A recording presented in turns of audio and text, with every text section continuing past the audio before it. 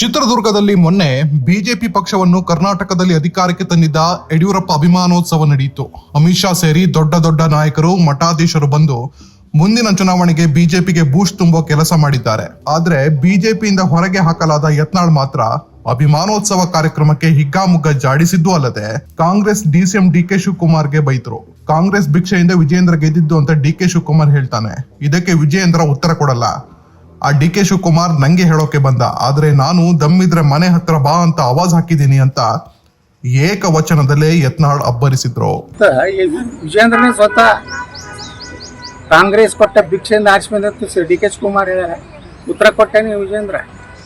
ನನಗೂ ಹೇಳಕ್ ಬಂದು ಡಿ ಕೆ ಶಿವಕುಮಾರ್, ನಿನ್ನಂತ ನಾಲ್ಕು ಪಾರ್ಟಿಗೆ ಸೇರುದಲ್ಲ, ಅಯೋಗ್ಯ ಮನೆ ಬಾ ನಿಂತ ಪಾರ್ಟಿ ಕರೆದ್ರೆ ಯಾರು ಡಿ ಕೆ ಶಿವಕುಮಾರ್ ಪಾರ್ಟಿ ಕರೀಲಿಲ್ಲ. ವಿಧಾನಸಭೆ ಒಳಗೆ ಏನಂದ ನನಗೆ ಚಾಲೆಂಜ್ ಮಾಡಿದ ಡಿ ಕೆ ಶಿವಕುಮಾರ್. ನಾನು ಪಕ್ಷ ಆಗಿದ್ದು 1 ಮಿನಿಟ್ನಾಗ ಹೊರಗೆ ಹಾಕ್ತೇವೆ. ಅಯೋಗ್ಯ ನನ್ನ ಮಗನ ನಿಂತ ಅಂತ ಅಯೋಗ್ಯನ ಪಕ್ಷಕ್ಕೆ ನಾಚಿ ಹೋಗುವಂತ ಅಯೋಗ್ಯ ಅಲ್ಲ ಅಂತ ಹೇಳಿ ಸರ್. ಈಗ ಹೈಕಮಾಂಡ್ ಹಿಂಗೆ ಒಮ್ಮೆ ದಮ್ ಇಟ್ಟು ವಿಜಯೇಂದ್ರ ಮಾತಾಡ್ಯಾನ. ವಿಧಾನಸಭೆ ರೈತರ ಬರೋರಿಗೆ ಮಾತಾಡ್ಯಾನ, ನಿರುದ್ಯೋಗಿ ಯುವಕರ ಬಗ್ಗೆ ಮಾತಾಡ್ಯಾನ, ನೀರಾವರಿ ಬಗ್ಗೆ ಏನು ಇಶ್ಯೂ ಏನು ಮಾತಾಡ್ಯಾರ ಹೇಳ್ರಿ. ನಮ್ಮ ತಂದೆಯವರಿದ್ದಾಗ ಸೈಕಲ್ ಕೊಟ್ಟರು, ನಮ್ಮ ತಂದೆಯವರಿದ್ದಾಗ ಆಗನು ಮಾಡಿದ್ರು, ಇದನ್ನು ಮಾಡಿದ್ರು. ಹೌದಪ್ಪ, ನಿಮ್ಮ ತಂದೆಯವರು ಇದ್ದದ್ದು 4 ಸಲ ಮುಖ್ಯಮಂತ್ರಿ ಮಾಡ್ಯಾರ ಬಿಜೆಪಿ. ಈ ರಾಜ್ಯ ಜನ 4 ಸಲ ಮುಖ್ಯಮಂತ್ರಿ ಮಾಡ್ಯಾರ, ವಿರೋಧ ಪಕ್ಷ ನಾಯಕ ಆಗಿದೆ. ಸಾಕಷ್ಟು ಮನಸ್ಸಿಗೆ ತುಂಬಟ್ಟು ರಾಜ್ಯ ಅಧ್ಯಕ್ಷ, ಸಾವಿರಾರು ಕೋಟಿ ಅಲ್ಲ 10,000 ಕೋಟಿ ಗಟ್ಟಲೆ ಹಣ ಗಳಿಸ್ಕೊಂಡ್ರಿ. ನಿಮ್ಮ ಮನ್ಯಾಗ ಒಂದು ಕಾರ್ ಇರಲಿಲ್ಲ, ನಾನು ನೋಡಿ. ಆ ಅಂಬಾಸಿಡರ್ ಕಾರು ಅದು ಬಿಜೆಪಿದಿತ್ತು. ಈಗೇನು ಪ್ರದರ್ಶನಕ್ಕೆ ಇಟ್ಟಾರಲ್ಲ, ನಾಳೆ ವಸ್ತು ಪ್ರದರ್ಶನ ಯಡಿಯೂರಪ್ಪನ ಹೋರಾಟ ಅಂತ. ಅದು ಭಾರತೀಯ ಜನತಾ ಪಾರ್ಟಿ ಕರ್ನಾಟಕದ ಕಾರ್. ಅದು ನಾನು ಕಾರ್ ಹತ್ರ ಕಸ್ಕೊಂಡು ಹೋದ್ರು. ಇದೇ ಬಸವರಾಜ ಪಳ್ಳಿ ಅವರು ರಾಜ್ಯಾಧ್ಯಕ್ಷ ಇದ್ದಾಗ ನಾನು ಲಕ್ಕಿ ಕಾರ್ ಐತದ ಕಸ್ಕೊಂಡು ಹೋಗಿ ತಮ್ಮ ಹೆಸರು ಹಾಕೊಂಡ್ರು. ಮನೆ ರಿಪೇರಿ ಮಾಡಿ ಬಣ್ಣ ಗಿಣ್ಣ ಹಚ್ಚಾರ, ಗುರುಮಂಚೋದ್ ಹಚ್ಚಿ ತಯಾರು ಮಾಡಿರ್ತಾರೆ. ಹೈಕಮಾಂಡ್ ಅಷ್ಟು ವೀಕ್ ಇದೆ ಸರ್, ಪದೇ ಪದೇ ಅವ್ರು ಬ್ಲಾಕ್ ಮೇಲ್ ಒಳಗಾಗ್ಲಿಕ್ಕೆ. ಮತ್ತೆ ಅರ್ಥ ಅದೇ ಆಗ್ತದೆ. ಈಗ ನೋಡ್ರಿ, ನಾಳೆ 1,000-2,000 ಸ್ವಾಮಿಗಳನ್ನ ಕೂಡಿಸಿರ್ತಾರೆ. ಆದ್ರೆ ಚಿಕ್ಕಪೇಟೆ ಸ್ವಾಮಿಗಳು ಅಂತ ಒಂದು ಸ್ಪೆಷಲ್ ಒಂದು ಕ್ಯಾಟಗರಿ ಐತಿ. ಅವತ್ತೇ ಅವರು ಚಿಕ್ಕಪೇಟೆ ಅಂತ ಒಂದು ದೊಡ್ಡ ಮಾರ್ಕೆಟ್ ಐತಿ ಮಂಗಳೂರಿನಾಗ. ಅಲ್ಲಿ ಕ್ಯಾಮಿ ತಂದು ಹಾಕಿ ಅವ್ರು ಕುಂಡ್ರಿಸ್ಬಿಟ್ಟಿರ್ತಾರೆ. ಯಡಿಯೂರಪ್ಪರಿಗೆ ಕೈ ಹಚ್ಚಿದ್ರು ಹುಷಾರ್, ವಿಜಯೇಂದ್ರ ಕೈ ಹಚ್ಚಿದ್ರು ಹುಷಾರ್, ಇಡೀ ನಾವೆಲ್ಲ ಮಠಾಧೀಶರು ನಮ್ಮ ಬಿಜೆಪಿ ಸರ್ವನಾಶ ಮಾಡ್ತೀವಿ ಅಂತ ಹೇಳ್ತಾರೆ. ಸ್ವಾಮಿಗಳ ಕೆಲಸ ಇದು ಸರ್ವನಾಶ. ಸರ್ ಹೈಕಮಾಂಡ್ ಬಗ್ಗೆ ಸರ್ ಅಷ್ಟು ವೀಕ್ ಇದೆನಾ ಸರ್? ಹೈಕಮಾಂಡ್ ವೀಕ್ ಇದೆ ಅಂತೀರಾ ಸರ್? ಮತ್ತು ಇದು ನೋಡಿದ್ರೆ ಹೈಕಮಾಂಡ್ಗೆ ನನಗನ್ನಿಸ್ತದೆ ಕರ್ನಾಟಕದಲ್ಲಿ ಜನರ ಭಾವನೆನೇ ಗುರ್ತ. ಇವರು ಇಂಟೆಲಿಜೆನ್ಸರ್ ಏನು ಮಾಡ್ಲಿಕ್ಕೆ ಗೊತ್ತಾ, ಏನೂ ಉಳಿದಿಲ್ಲ ರೀ. ಈಗ ಬಿಜೆಪಿ ಒಳಗೆ ವಿಜೇಂದ್ರನ್ ತೆಗೆದು ಹಿಂದುತ್ವ ಅಭಿವೃದ್ಧಿ ವಿಚಾರಧಾರೆಯರು ಯಾರೇ ರಾಜ್ಯ ಅಧ್ಯಕ್ಷರಾಗಿ ನೇತೃತ್ವ ಕೊಟ್ಟರೆ ಬಿಜೆಪಿ ಬರ್ತದೆ. ಇದೇ ಯಡಿಯೂರಪ್ಪ, ಇದೇ ವಿಜೇಂದ್ರ, ಇನ್ನು ಮತ್ತೆ ಮನೆಯಾಗ 3 ಮಕ್ಕಳು ತಯಾರಾಗ್ಯಾರ. ಈಗ ನಾಳೆ ನವೆಂಬರ್ಗೆ ಒಂದು ರಿನ್ಯೂವಲ್ ಆಯ್ತಂದ್ರೆ ಒಬ್ಬ ರಾಘವೇಂದ್ರ ಮಗ ಕರ್ನಾಟಕ ಬಿಜೆಪಿ ಯುವ ಮೋರ್ಚಾ ಅಧ್ಯಕ್ಷ. ಈ ಮಹಿಳೆಯರ ಪರಪ ಪ್ರಯತ್ನ ಮಾಡ್ಯಾರ. ಅದು ಇಲ್ಲಿ ಸಿಗಲಾರ್ದ ಕಲ್ ವೀರ ಶಿವ ಮಹಾಸಭಾದ್ದು ಮಹಿಳಾ ಘಟಕದ ಅಧ್ಯಕ್ಷ ಯಾರು ಉಮಾ ಅರುಣಾದೇವಿ. ಈ ರೀತಿ ಇವ್ರು ಏನು ಮಾಡ್ಲಕತ್ತಾರಲ್ಲ, ಒಂದು ಕುಟುಂಬಕ್ಕೆ ಏನ್ರಿ ಇವ್ರು ಏನು ಮಾಡ್ಯಾರ, ಏನು ಕಾಂಟ್ರಿಬ್ಯೂಷನ್ ಐತ್ರಿ? ನೀವು ಹೋಗಿದ್ದೆ ಭ್ರಷ್ಟಾಚಾರ ಆರೋಪನಾಗ. ಅವರು ವಿಶ್ವನಾಥ್ ಅವ್ರು ಹೇಳ್ಯಾರಲ್ಲ, ಅಂತ ಗಂಭೀರ ಆರೋಪ ಮಾಡ್ಯಾರ. ಮಾನ ಮರ್ಯಾದೆ ಇದ್ದವರು. ಇದು ಒಂದೇ ಅಲ್ಲ, ಭಾಳ ಆರೋಪಗಳು ಅವಶ್ಯಕತೆ ಇರಲಿಲ್ಲ ಕಾರ್ಯಕ್ರಮ ಅಂತ ಹೇಳಿದಾರೆ ವಿಶ್ವನಾಥ್ ಹೇಳ್ಯಾರ. ಒಬ್ಬ ಸೀನಿಯರ್ ಲೀಡರ್ ಅಲ್ಲ ನಮ್ಮ ವಿಶ್ವನಾಥ್ ಆದರು. ಕರ್ನಾಟಕದ ಒಬ್ಬ ಸೀನಿಯರ್ ಮೋಸ್ಟ್ ಲೀಡ್ರು, ಒಂದು ದೊಡ್ಡ ಸಮುದಾಯದ ಒಬ್ಬ ನಾಯಕ. ಅವ್ರು ಹೇಳ್ಯಾರ. ಇದನ್ನೆಲ್ಲ ತಿಳ್ಕೊಬೇಕು. ಮಾತಾ ಕೇಂದ್ರದವರು ಸ್ವಲ್ಪ ಅರ್ಥಕೋಬೇಕು. ಇಂಥ ಗಂಭೀರ ಪ್ರಕರಣ ಇದ್ದಾಗ ನಾವು ಬರಬಾರ್ದು. ಮೋದಿಯವ್ರು ಏನು ಹೇಳ್ತಾರೆ, ವಂಶವಾದ ಬೇಡ, ಕುಟುಂಬ ರಾಜಕಾರಣ ನಮ್ಮಲ್ಲಿಲ್ಲ, ಭ್ರಷ್ಟಾಚಾರ ನಾವು ಸಹನ ಮಾಡೋದು. ಇದೇನು ನಡೆದಿದೆ ಕರ್ನಾಟಕ ಬಿಜೆಪಿಗೆ? ಬೇರೆ ಆರ್ಟಿಕಲ್ 370 ಕಾಶ್ಮೀರ ತೆಗೆದು ಕರ್ನಾಟಕ ಹಾಕ್ಯಾರ ಬಿಜೆಪಿ ಒಳಗೆ. ಅದನ್ನೇ ನಾನು ಕೇಳಕತ್ತೇನಂದ್ರಿ. ಮೋದಿಯವರು ಇಡೀ ದೇಶದ ಜನರಿಗೆ ಏನು ಹೇಳ್ತಾರೆ, ಕುಟುಂಬ ರಾಜಕಾರಣ ಎಲ್ಲ ಮುಗಿಸಿದ್ರು ಅವರು.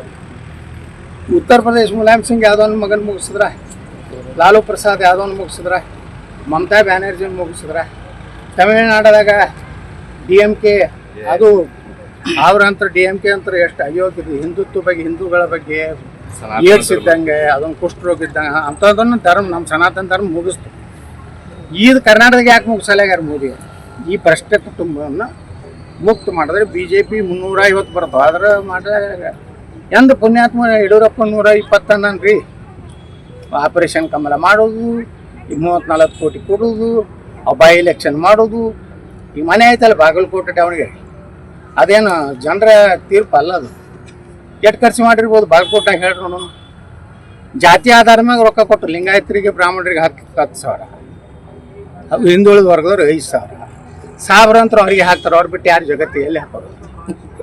50% ಆಗುತ್ತಾನೆ ಅವ್ರು ಹಾಕ್ತಾರೆ. 50% ಆದ್ಮ್ಯಾಗ ಯಾರು ಸಿದ್ದರಾಮಯ್ಯಗೂ ಹಾಕೋದಿಲ್ಲ, DK ಶಿವಕುಮಾರ್ಗೂ ಹಾಕೋದಿಲ್ಲ, ಅವರೇ MLA ಆಗ್ತಾರೆ, ಅವ್ರೇ MP ಆಗ್ತಾರೆ ಸಾಬ್ರು. ಅವತ್ತು ಇಸ್ಲಾಂ ರಾಷ್ಟ್ರ ಮಾಡೋದು ಕೂಡ ಬಿಟ್ಟರೆ ಇಲ್ಲಿ 1,000 ರೂಪಾಯಿ ಕೊಟ್ರು ಪಾಪ ಅಲ್ಪಸಂಖ್ಯಾತ ಲಿಂಗಾಯತರಿಗೆ 10,000 ಕೊಟ್ಟಾರ್ರಿ. ಒಂದು ಬೂತಿಗೆ 25 ಲಕ್ಷ ರೂಪಾಯಿ ಹಂಚಾರ. 300 ಬೂತ್ ಎಷ್ಟಾಯ್ತು ಲೆಕ್ಕ ಹಾಕ್ರಿ, 75 ಕೋಟಿ ಇಲ್ಲೇ ಆಯ್ತು. ಬೈ ಎಲೆಕ್ಷನ್ ಅಲ್ಲಿ ರಾಜ್ಯಾಧ್ಯಕ್ಷರ ವೈಫಲ್ಯ ಪೂರ್ಣ ಆಗಿದೆ. ಎಲ್ಲ ಎಲೆಕ್ಷನ್ ಕೊಡ್ರಿ. 25 ಲೋಕಸಭಾದ 17 ಬರ್ಲಕ್ಕೆ ಕಾರಣ ಏನು? ಕೊಪ್ಪಳದಲ್ಲಿ ವ್ಯವಹಾರ ಮಾಡ್ಕೊಂಡ, ಚಾಮರಾಜನಗರದಲ್ಲಿ ವ್ಯವಹಾರ ಮಾಡ್ಕೊಂಡ, ಕಲಬುರಗಿಯಲ್ಲಿ ವ್ಯವಹಾರ ಮಾಡ್ಕೊಂಡ, ರಾಯಚೂರದಲ್ಲಿ ವ್ಯವಹಾರ ಮಾಡ್ಕೊಂಡ, ಬೀದರ್ದಲ್ಲಿ ವ್ಯವಹಾರ ಮಾಡ್ಕೊಂಡ.